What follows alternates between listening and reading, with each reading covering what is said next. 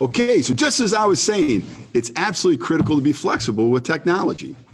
that's what we need to do. So sorry about that little technical difficulty, but we're going to move on. So a couple things where I want to make sure that I hit. I was just talking about technology when I did get pushed off. And Chris Lockhart with technology and distributing, we distributed almost 2,600 Chromebooks over the 6 different days that we did it in the last 2 days, about 1,400. So it was great. Getting devices in the hands of students is really critical, and really making sure that the opportunity gap is eliminated the best that we can. And speaking of the Chromebooks, we want to make sure with the whole connectivity and the great work that's been done out in the community. And if this is a repeat, I apologize, but the great work that's been done.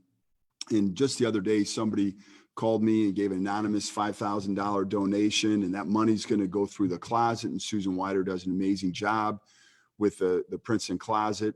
And $2,500 of that is going to go specifically to food for our families, and $2,500 is going to be going to connectivity. So again, it's been amazing, all the community support. Mike Pearl over at St. Monica's Recreation Center has done an unbelievable job. Thousands of meals have been prepared as well as distributed through St. Monica's. Myself and Dr. Mary Phillips, our associate superintendent, had an opportunity to go there as well. It was amazing seeing all the great support that was there. On top of that, Carmen Daniels and the Valley Boosters over the last 2 Sundays have distributed 2,000 meals, over 2,000 meals to that. And so by the end of this week, we believe that we will have distributed over 20,000 meals to our community with what we've done at school, as well as what's been done in the community. So we certainly appreciate everybody coming together. We know that that's critical. So next week, this week, tomorrow and Thursday, moving forward, we're going to have meal distributions 2 days a week. It will be Tuesdays and Thursdays. It'll be 11 to 1, and it'll be at 6 of the elementary schools. Now I'm going to direct everybody a lot of the times back to the website, as I mentioned. But if you go to our website and you click COVID update, when you click there, you're going to go to a separate website that was developed, and there's a button for each school. There's also a drop-down menu for food distribution, for support services. And so when you need anything, if you go there, that's probably the best place to go to start. But with all that being said, I did want to make mention that the social emotional well-being of our students, of our staff, of our community, everybody, the whole educational community is critical. Please take time to do some daily checks for yourself to make sure that you're in a good place. So if you are a parent, if you are a student, if you're an administrator, staff member, please take the time for yourself. It's absolutely critical. And while there's no question, I am concerned about the academics. I am, for sure. But I'm more concerned about the social emotional well-being. Let's first focus on students, and then we'll focus on the whole academics. And the administrators, the teacher staff have done an amazing job at that. In fact, just last week, I had a great conversation with a parent that sent me an email, and honestly had some concerns about the leadership of the district during this crisis. And we had a very long talk. There are lots of questions that were asked. And at the end of the conversation, she shared with me, very passionately so, about 2 teachers that had reached out that day, one through a Zoom conference to take care of her son's needs. And that's amazing. Now, that was a day after spring break. And if you remember, we were preparing work for 2 weeks, and we gave a little bit of extra work. So some could say 3. But when you look at that, we had the very first week after this happened, that was a week that we were supposed to be in session. So we had worked that week. The next week was spring break. So everybody was off. The week after that, it was back to school, back as normal. And so really, when you looked at that, maybe for the first time in the history of education, parents made kids do work every day during spring break, because a lot of parents had reached out and they had some concerns that they needed more work. But our teachers, as they always do, rose to the account, and they took everything. They've been working so hard. They worked so hard. They did so many wonderful things, and we answered the bell. We've been talking quite a bit lately as administrators about how we stand together. And we stand together and we stand as Vikings. And that, I think, when you look at stories across the state and across the country, is one thing that has come from this, that we all are bonding together and coming together. Now, I will tell you that everything that we've done and everything we're going to do is not going to be perfect. These are different times. And there was a community member that I talked to the other day who made mention of, oh, geez, you've been on vacation. What have you done? And I said, oh, really not much. All I've done is try to help move a district. One day we were doing traditional education. We had blended learning. We were doing a lot of great things, but the very next day, everything was upended.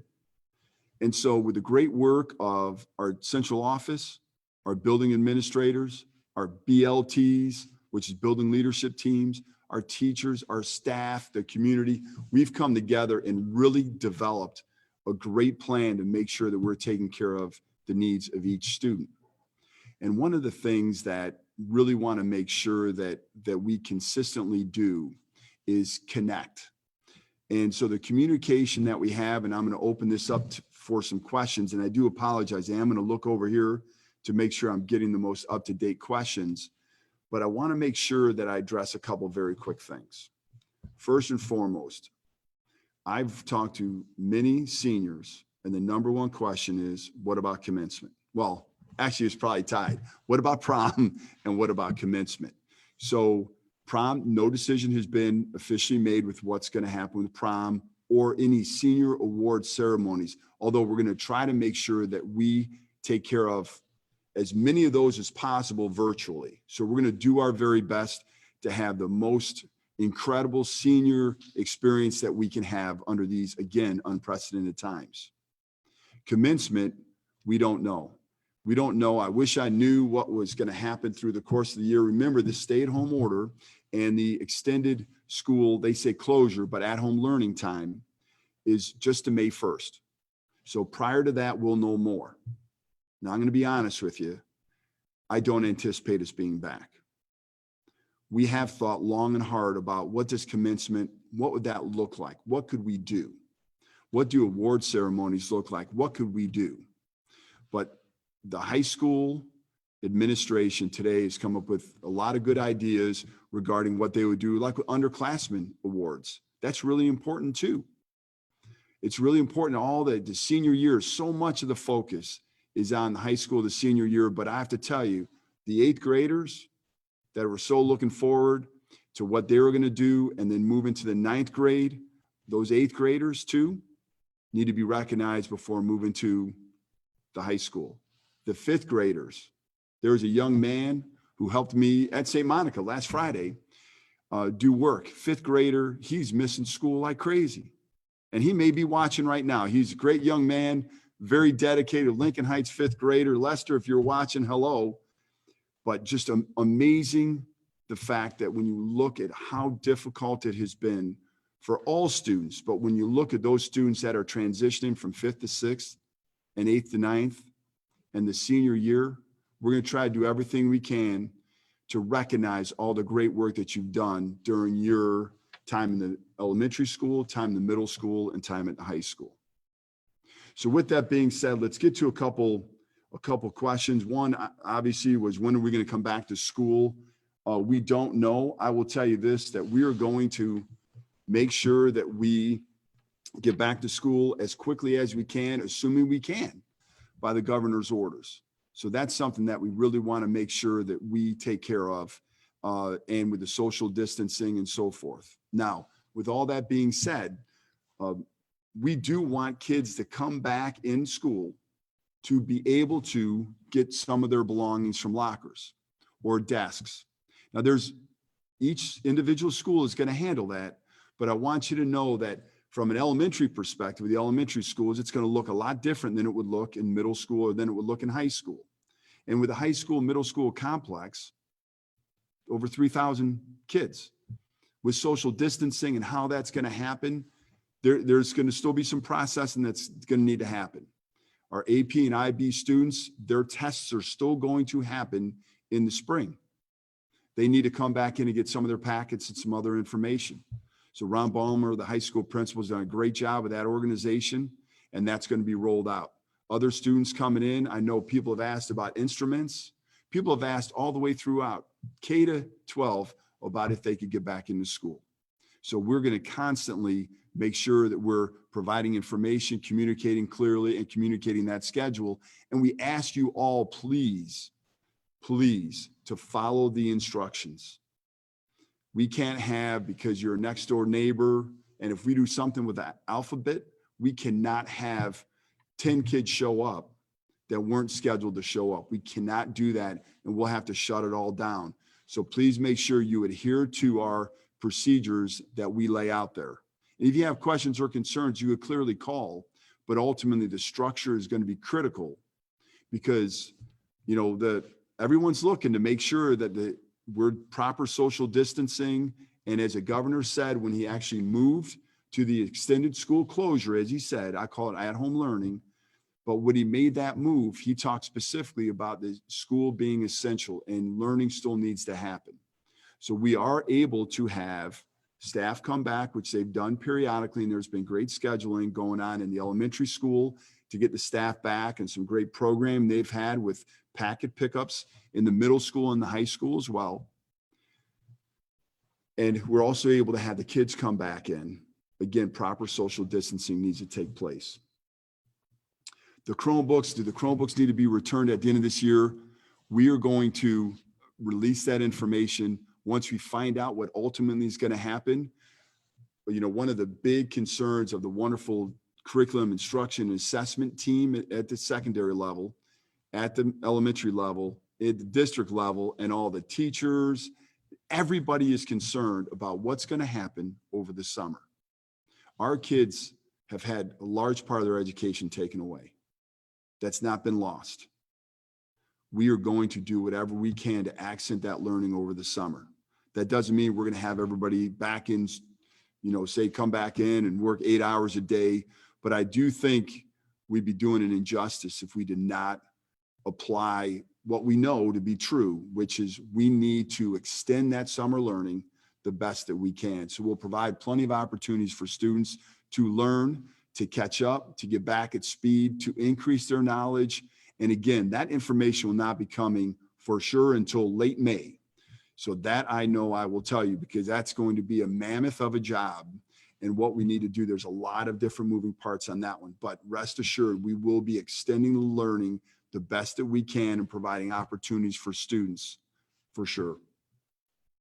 Another question that's come up is about registration for kindergarten. Online forms are still available. You could take a picture and scan them. We're still processing.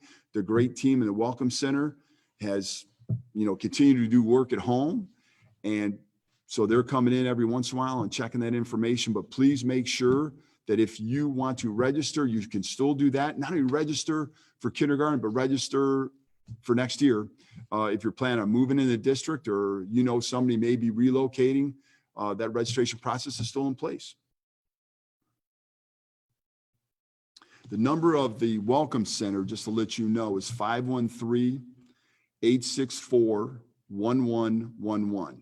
Once again, 513-864-1111. And that will be placed in the comment section on Facebook as well for everybody. We do not have an answer right now on the refund for cap and gown because, quite frankly, we still don't know. May 1st, just like when they did the first school closure, again, I call it at-home learning. But when they first made that decision, we could technically have come back.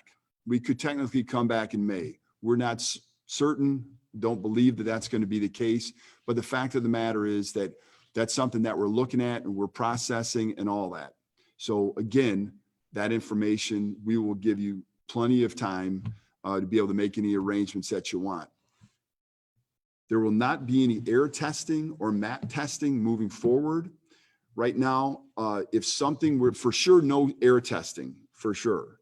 MAP testing is not going to happen either. There could be some different types of assessments that are issued by, obviously, by teachers. Could be even a school-wide if we're really trying to like normalize where everybody is to kind of get some data. But ultimately, the state has said that there is no state testing this year. And that was a very wise move. They made that decision very quickly. There are going to be AP tests, and that's a nationally normed test, as well as IB tests, which, as I mentioned earlier, which is why we need our AP and IB students to get their packets as quickly as they can.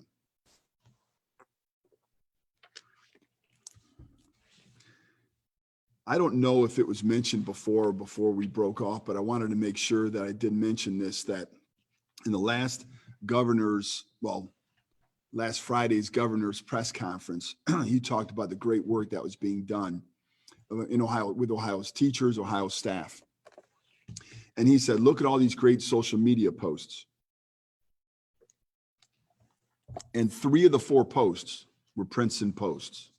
There are great staff at Springdale Elementary School and our great EL department, and great work that's been done. And they did a collage and sent that out. And it was absolutely amazing. And so to have that be recognized at that level, to see what we're doing, that was amazing. We have people calling all the time about wanting to make donations. And again, I apologize if I'm being repetitive, but it's so important to remember about how much we've given.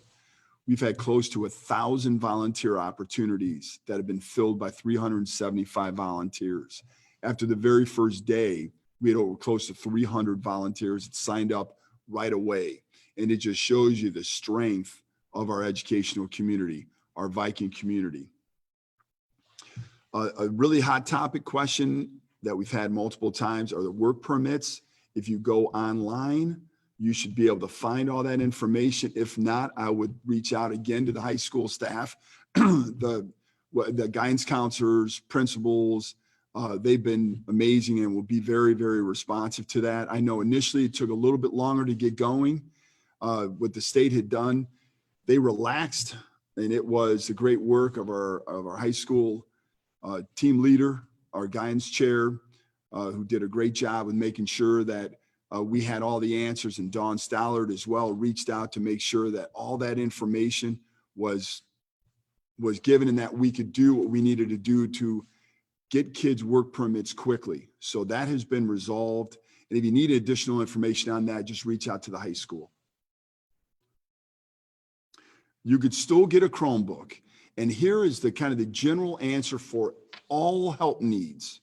You want to go to this number, 513-864-1162.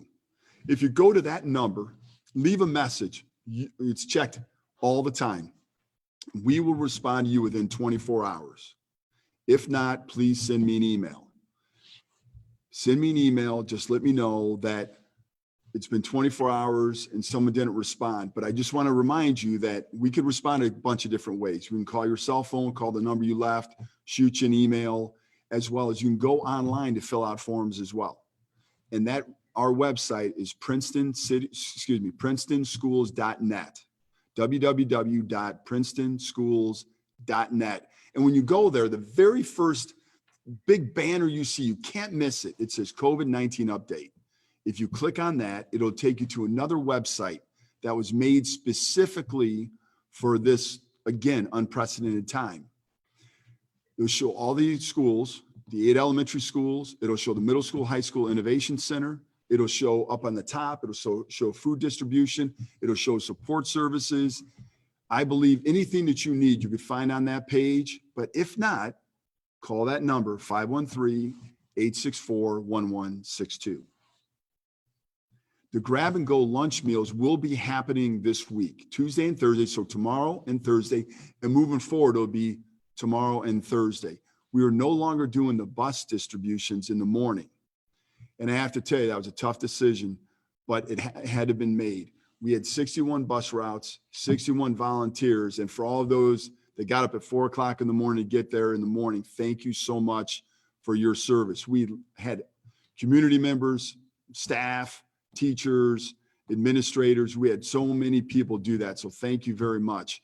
But we had to stop that with all the moving parts. It was just got to the point where it was going to be too much with social distancing. We did become concerned with the number of people that we're passing out the meals and so forth. So with the grab and go, we feel that there's less people that are going to be touching. There's going to be more control. And quite frankly, it's much more successful at the 6 elementary schools doing it this way. We've had great success doing it. We're going to be able to continue to do that. And with the help of the Princeton Closet and other community organizations, we're going to be able to actually accent and provide additional meals. So during the grab and go, between 11 to 1, you're going to get the grab and go meal. And then on top of that, you're going to be able to get some additional meals to help you. It'll be about 3 or 4 meals on top of that to be able to take you through another day or two. So we're trying to do everything we can, again, taking care of the social emotional well-being of each student, the families, our staff, our whole entire educational community is paramount to us. For those students that are worried about Scarlet Oaks, all those questions, and parents, all those questions need to be directed to the guidance department at the high school. They'll do a very, very good job in responding right away. I have not heard anything about a change in how that looks next year. Scarlet Oaks and the whole Great Oaks have done an amazing job. They continue to do that. They're communicating. We're in contact with them, and they're in contact with us. And I would just actually ask those specific questions to the high school department, the chair, and all of them. Sorry, Kelly, you'll get a lot of emails now, but the entire guidance staff, and they're unbelievably responsive. And kudos to them. They have a lot of work going on right now with scheduling, commencement, making sure that all the seniors are where they are on track. And that's something that if you are a parent of a senior that may not necessarily have been on track to graduate, there's a lot of opportunities right now, and we're working hard to make sure that all of our students fulfill the requirements and be able to graduate. But there's a lot of graduation requirements that have been waived because, again, of these unprecedented times. And so there's going to be some opportunities now, and we, with the great work of the high school, and when I talk of it, if I could just digress just for 1 second. I talk a lot about the high school, but I don't want to miss this opportunity to talk about when somebody graduates from high school, it is not just because of the great work being done in the high school. It is because of the great work that was done in the middle school and the great work that was done in the elementary school. And on top of that, the work that was done at home. So I know that a lot of it, there's so many concerns and so many questions that we fielded about graduation, about prom and so forth, that I feel like that's a little heavy-handed right there. But I think it's important to understand that there's lots of questions. And when you're at either your final year or your penultimate year, your second last year, it's critical to make sure that all those questions are answered. Some of the general questions that people have asked before, I want to make sure that I hit, because there were some really good questions as well. So again, the Chromebook devices can still be picked up. That's not a problem. If you don't have Wi-Fi, I know there's information on the website with Spectrum. I do know, and I would check with your carrier, whether it's Verizon, Sprint, AT&T. A lot of them have extended some of the the gig or the connectivity, if you will. So if you had maybe 1 gig of data, they may have extended to 2 or to 5 or to 10. Some of the plans have been extended up to 50 to 75 if they're not unlimited already. So some of the carriers, I would do that, and then you could use your personal device as a hotspot. And only because Chris Lockhart loves this when I do this, but feel free to call 513, he's laughing right now at me, 513-864-1162, and leave a message, and we'll get back to you to walk it through. It's actually a really simple process. I would also encourage you to call your carrier, and they could walk you through too, but you could turn your phone into a hotspot. Now, what I don't want you to do is to do that so much that you end up having all these major bills that you weren't expecting. So what you could do is you could log in, do the hotspot, and then ultimately download whatever you need to work on that offline. But again, for more information like that, maybe what we'll do is a how-to video with some of the different devices to help with that as well. How's that sound, Chris? Chris said, okay, so thank you. So A great question, and it's on our website, is about managing the anxiety during these times. We have spent a lot of our time talking about the social emotional well-being of our students. There's an unbelievable senior that I know quite well, and a wonderful family, and 1 second happy-go-lucky, the next second pretty upset because a lot of great experiences have been taken away, unfortunately. And it's not just the seniors, but it goes all the way throughout. So the big thing is we need to take the time. And as the governor has said, maybe take the time during the day and go on a walk or get outside, or as a family, you're playing Frisbee or shooting basketballs or playing, some game outside, or playing cards inside, board games, all of that. And listen, the well-being is more important than the work right now. Again, these times, and every principal has shared that same sentiment. They all know, everybody has been really reasonable. We have to do our best to stay as on top of it as we can. But if we feel that pressure, shut it down. Mom and dad, guardian, grandma, grandpa, shut it down and allow some time. And this may be the only time I could say this, but the whole online playing some video games, the healthy ones that are good, a little healthy distraction time to time is good. And your sons and daughters, grandchildren, they know how to get a hold of their friends. And a lot of times just the whole connectivity with whether it's doing a Zoom meeting, which now kids know how to do, whether it's Google Hangout or just simply using one of your devices to connect as well, is also really, really critical to have that connection with their friends. So I mentioned about graduation and about how the graduation is not going to be impacted. You will graduate, but I did want to read this. This is really important.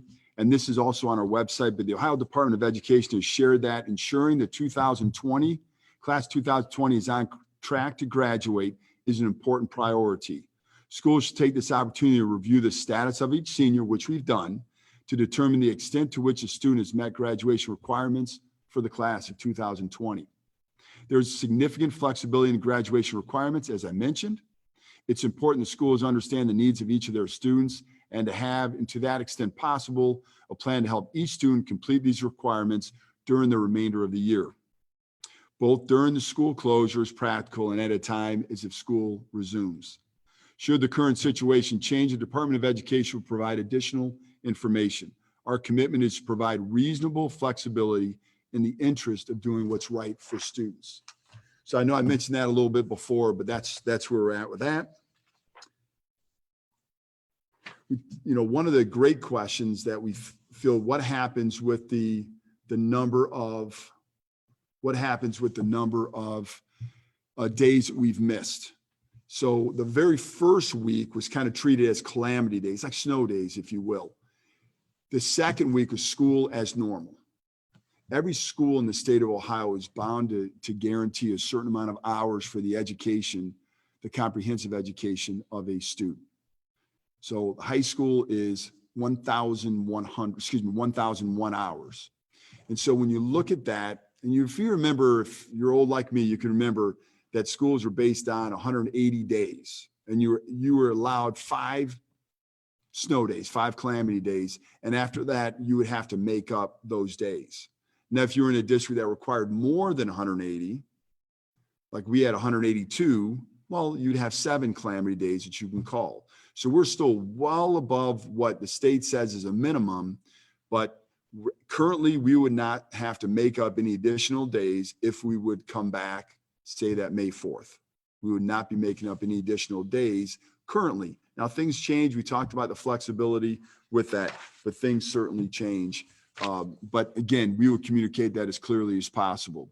What I also want to challenge everybody out there with is if there's anybody who's heard from somebody that says they've heard nothing from the school, nothing from the building, nothing from the school district, will you please have them call 513-864-1162 and leave all of their contact information again? They could go online. They could send an email to the building, because we've done multiple all calls. The schools have done them. We've done them as a district. We've had many video sessions and so forth. So please make sure you call that number. And then also, speaking of communication, we have done a lot of work on social media. We have seen our Facebook numbers increase, our Twitter numbers. And if you follow Twitter, I'm going to give you 2 Twitter handles to follow. If you don't currently, that's at VikingDiff. So VikingDiff. That's one Twitter. And the other one is at PCSD Vikings. So if you could follow those 2, at VikingDiff, PCSD Vikings, you're going to get a lot of information as well. And you're going to see the great work that's been done across the district, because the teachers are posting in it, the staff's posting, the administrators constantly are doing that. It's wonderful. The other thing is Instagram. Many of our kids have Instagram. You may have an account to follow what your kids are doing. And if you're not following us, please make sure that you do that. And you could do so at VikingDiff1, VikingDiff1, or at PCSD Vikings. So if you do that, you're going to get the most relevant information. You're going to get it really quickly, because typically we post all that stuff first. We'll do an all call and instantly post everything on social media. So we want to make sure that we give you that opportunity to get that information as quickly as possible. One of the things that I think is really important to make sure that we do during this time, and we've received many, many emails regarding the census that is currently happening right now. That is critical for our communities, that we do the census. Lots of money can come to our communities by filling out the census and doing so, making sure you do it accurately. So please make sure, whether you got a letter or you got an email, please make sure you do that. We'll also make sure we get some information on our website, but I believe it was in the last e-news, Tricia.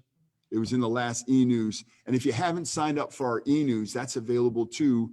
And just call 513-864-1162.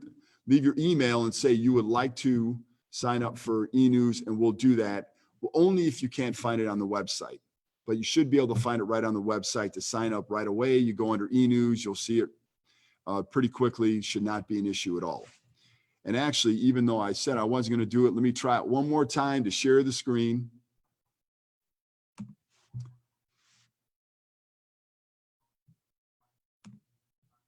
And I'm going to show you,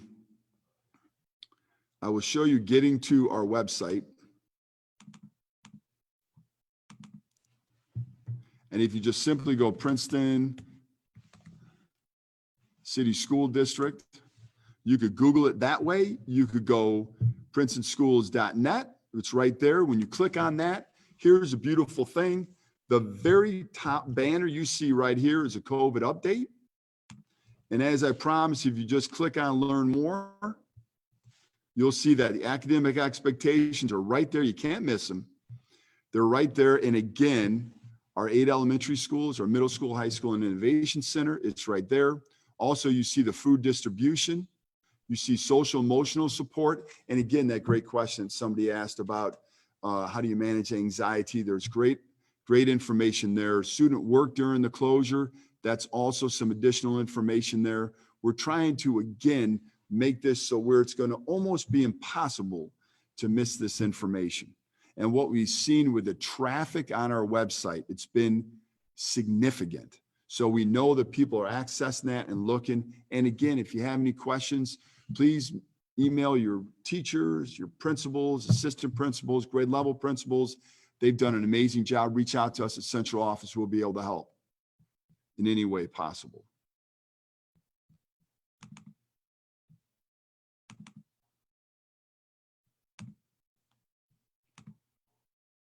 So what we're going to do right now is I'm going to take a look at one other thing over here first. If you know people that are looking forward to or looking to making donations and so forth, please have them reach out to me. If you don't have them reach out to me, they could reach out to the helpline. That's not a problem. And My wife, I think, is listening to this as well. So she knows I give my phone number to everybody, but I am going to give it to everybody again on live. So it's 440-708-4800. Once again, 440-708-4800. That would be the last alternative that I want you to reach out to me. I want to make sure that you follow all the protocols, but you know, so many people have in the community. People have been unbelievable with making sure that they go through the chain of command, making sure they exhaust everything before calling my cell phone. But again, it's really critical. If you don't feel like you're getting the level of service that you need, please reach out. But I guarantee you, you're going to get a level of service. Our staff has done an amazing job and continue to bend over backwards in these, again, unprecedented times. All right, the goal was to stay about an hour. I know we had a couple, and well, at least one technological issue, so we apologize for that. But I do want to make sure, and I really do want to make sure that this happens, that we have, I'm looking for one thing, here we go. I do want to make sure that if anybody has any other questions, to type this in the last. We're going to look for maybe one question. If you have one question out there, we're going to try to get to that right now. If not, I wanted to leave you with a couple thoughts. Chris or Tricia? Everything's been answered. Okay. As we move forward with this, I am appealing to everybody to follow the guidelines. We have been, when we go into, when I say we, when there are volunteer opportunities, when somebody walks into a building, it's hand sanitizer and they put on gloves right away. Our Chromebooks were clean, in some places cleaned a couple different times. You saw, many of you came out to the distribution. You saw everybody had gloves. We're trying to do everything. We asked, even for the last time, to bring your own pens to make sure that we weren't, you know, taking the same pen, going over and over, and actually perhaps, you know, spreading things. That's not what we want to do. You will see the people that grab and go in the food distribution with gloves. You will see all kinds of precautions that will be set up. We had in the bus garage, when we had volunteers come up, there was spray painted more than 6 feet apart. The great work that John Fricke had done to ensure that happened, and people were in lines. I actually tweeted about that, just to show the separation. We're doing everything we can, but we need everybody in our community, everybody in our state, and everybody in our country to follow the guidelines. So once again, when we roll out plans to have students perhaps come up, to have staff members come up, and the staff, again, have been unbelievable. We need to follow the social distancing guidelines, and it's going to be tough because our students are going to see staff and they're going to want to run up and hug them. That's not social distancing. Our students are going to see students and they're going to want to run up and hug them. That can't happen. If it happens consistently, we're going to have to shut that down, and we do not want to do that. We do need kids to come in and get anything that they need to help them. We do know, again, we have AP, IB students that will be coming in this week and have. We do know that there are people that have asked about different books, packets, and so forth. Right now, our biggest concern is the social emotional well-being of each student, staff member, parents, our whole entire educational community. And lastly, a very, very special shout out to all the administrators, our central office team, the building principals, all the directors, everybody. They have been on call 24 hours a day and have done unbelievable yeoman's work. There was an administrator who was sick the last day of school before we closed down. And that Sunday, I think it was about 7 or 8 o'clock at night, we had a long conversation to make sure that there was a student that was going to be taken care of and to get a little bit more information about that student. On a Sunday, 7 o'clock, a staff member, I mean, our staff doesn't stop. And while we are not perfect, we will do everything that we possibly can to help each student and ultimately empower them for college, career, and life success. And with that, thank you so much for tuning in. Please make sure that we're going to answer any questions, any comments that we have. We're not going to stay live, but if you have anything else that you want to post on any of the sites, our Princeton City Schools site. And again, if you have not followed us or liked us, make sure you do that. Make sure you join us, as well as our YouTube station. We have all of our videos. This will be posted on YouTube. Look for this to be spread around quite a bit. And again, thank you very much. And for certain, I'd be remiss if I didn't end with this. And as always, go Vikes.